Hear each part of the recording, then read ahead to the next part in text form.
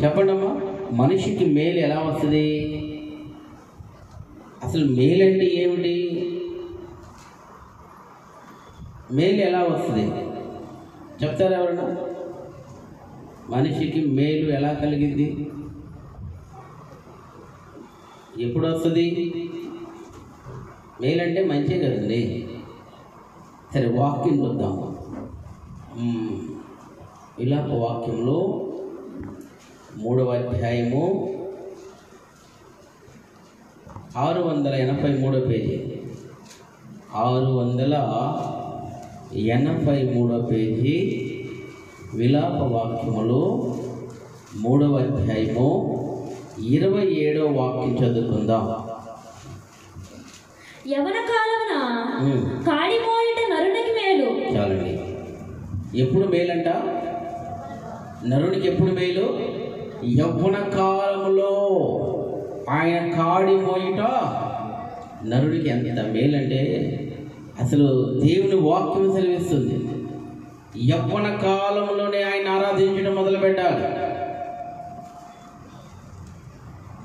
చాలామంది మనం చూస్తూ ఉంటాం, యవ్వనంలోకి వచ్చినాక అప్పుడు దాకా దేవుళ్ళలోనే ఉంటారు. సండే స్కూల్ కానుంచి దేవుళ్ళలోనే ఉంటారు. ఎంత దేవుళ్ళో ఉన్నా కానీ కూడా యవ్వనానికి పడిపోతుంటారు. యవ్వనస్తులు పడిపోతుంటారు, తప్పక తొట్టిల్తారు. కానీ ఆ సమయంలోనే దేవుని కాడి మోయాలి, దేవుని వాక్యం వినాలి. అవసరమైతే దైవజనుడితో ఏంటంటే పరిచర్యకి పోయేటట్టు ఉండాలి. పాస్టర్ గారికి చెప్పాలి, అయ్యగారు మా బాబుని పరిచర్యకి తీసుకెళ్ళండి, మీరు ఎటు వెళ్తే అటని అప్పగించేటట్లు ఉండాలి. యవ్వన కాలంలో కాడిని మొయ్యాలి. ఎందుకంటే సాతానుగాడు ఆ సమయంలోనే కోరుకుంటాడు. వాడు ఎప్పుడు పడేద్దామని చూస్తాడు. చిన్నపిల్లలు అప్పుడు పడేయలేడు, ముసలోళ్ళు అప్పుడు పడేయలేడు. ఎప్పుడు పడేస్తాడంటే యవ్వనంలోనే వాడు పడేస్తాడు. సాతానుకు కావాల్సింది బలం, బలమైన వారు కావాలి, బలార్జును కావాలి. బలార్జును పడేటకు సిద్ధముగా ఉన్నాడు. కాబట్టి ఎవరు బలార్జులయ్యా అంటే ముసలోళ్ళ పిల్లల? చెప్పండమ్మా, బలార్జులు ఎవరు? యవ్వనస్తులు. ఎవరంట? యవ్వనస్తులు. అందుకని యవ్వనస్తుని పడేయటానికి వాడు పొంచి ఉన్నాడు. దేవుడు కోరుకుంటున్నాడు యవ్వనస్తుల్ని, సాతాను కోరుకుంటున్నాడు యవ్వనస్తుల్ని. ఇదంతా పోటాపోటీగా ఉంది. కానీ యవ్వన కాలములో దేవుని కాడి మోయిట నరునికి మేలు. వాడు వృద్ధాప్యమందుకు కూడా అతనికి మేలే జరిగింది. దావీదు చిన్న వయసు నుంచే దేవుని ఆరాధించడం మొదలుపెట్టాడు. చిన్న వయసు నుంచే ఆరాధన చేస్తూ ఉన్నారు, దేవుని గణపరుస్తూ ఉన్నారు, పాటలు పాడుతూ ఉన్నారు. చిన్న వయసు నుంచే యవ్వనానికి వచ్చాడు, జాక్పాట్ కొట్టాడు.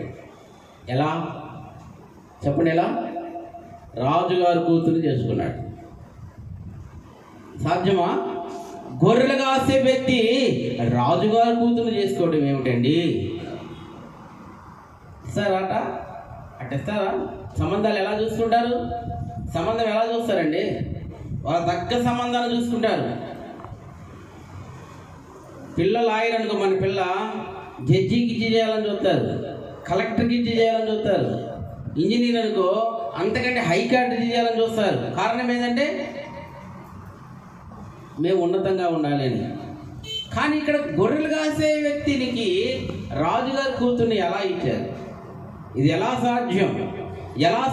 దావీదు రొట్టె విరిగి నేతిలో ఎలా పడింది?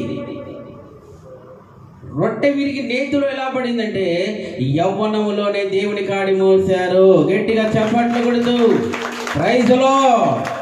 యవ్వనములోనే దేవుని కాడి మోసారు దావీదు. అందుకని ఆయన జీవితం ఆశీర్వాదకరంగా ఉంది, ఆయన జీవితం దీవెనకరంగా ఉంది. మరి ఈరోజు మనం ఎలా ఉన్నాం చెప్పండి బిడ్డ? మనం ఎలా ఉన్నాం? మన పిల్లలు ఎలా ఉన్నారు? నిజంగా దేవుని కాడి మోసేవాళ్ళనే మన పిల్లలు ఉన్నారా? లేకపోతే సినిమా పాటలు, సినిమాలు, షికార్లు, వాళ్ళకి ఇష్టమైనటువంటి విధానాలు, వాళ్ళకి ఇష్టమైనటువంటి మోడలింగ్స్, వాళ్ళకి ఇష్టమైనటువంటి బట్టలు, వాళ్ళకి ఇష్టమైనటువంటి క్రాఫ్లు, వాళ్ళకి ఇష్టమైనటువంటి ఈ మధ్య ప్యాంట్లు వచ్చినాయి. ఆడపిల్లల ప్యాంట్లు పైకి వెళ్ళిపోతున్నాయి ప్యాంట్లు ఈ మధ్య టైట్ ఫిట్లో, కాలు పైకి దగ్గరగా మోకాలు కొంచెం కిందకు ఉంటున్నాయి ప్యాంట్లు. మరి ఏ ప్యాంట్లో ఏమో కొంతమందిని చూస్తుంటే ఇలా ప్యాంట్ లేకుండా వచ్చింది ఈ అమ్మాయి అనుకుంటున్నాం మేము, అమ్మగారు ఇద్దరం కలిసి. ఏంటి ఈ అమ్మాయి ఇంత పెద్ద హైదరాబాద్లో ప్యాంట్ లేకుండా తిరుగుతుంది ఏంటని చూస్తే ఎక్కడో పైన ఉందంట. అమ్మగారు చెప్పింది ఉందండి ఈ మధ్య మోడల్ అంట అది అని. అంటే ఎవరి చేతిలో పెడుతున్నారు తల్లిదండ్రులు? సాతాను చేతిలో పెడుతున్నారు. ఒక పద్ధతి లేదు, ఒక విధానం లేదు. ఆడపిల్లల్ని కంటారులే కానీ వాళ్ళకి ఒక సంరక్షణలో పెంచరు. దేవుని కాడి మోయడం మంచిదని వాక్యం సెలవిస్తుంటే చున్నీ లేకుండా తిప్పుతున్నారు. పైన చున్నీ లేకుండా కూడా తిప్పుతున్నారు చాలామంది ఆడపిల్లలు.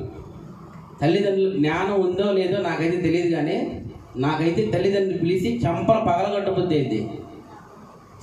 పగలగొట్టబుద్ది ఆడపిల్లలు ఎందుకు కన్నావు నువ్వు అని. చున్నీలు కూడా ఉండవు. అవునా? అసలు పద్ధత, అసలు ఎంత కూతురు బయటకు వస్తే ఎట్లా రావాలి? తండ్రికి ఆ మాత్రం జ్ఞానం లేదా? బయట ప్రపంచం ఎట్టుంది? పాపపు లోకం, పాపపు కళ్ళు. కాబట్టి అంతా చెడిపోయింది లోకం. ఈ సమాజంలోనికి మన బిడ్డను పంపించేటప్పుడు ఎట్ట పంపించాలి?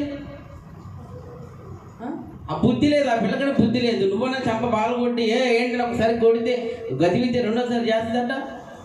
అమ్మో మా నాన్న అరుస్తాడు, మా అన్నయ్య అరుస్తాడు, మా అమ్మ అరుస్తుంది, నేను మంచిగా చున్నీ వేసుకొని బయటికి వెళ్ళాలి. ఆ పైకి పీకపోయిన ప్యాంట్లు వద్దు, మాకు కిందకు వచ్చిన ప్యాంట్లే కావాలని మంచిగా ఉంటారు. టెంట్ ఫాలో అవ్వకూడదు. లోకంలో టెంట్స్ బొచ్చెడు వస్తాయి, వాటిని ఫాలో అవ్వకూడదు. యవ్వన కాలమే దేవుని ఫాలో అవ్వాలి.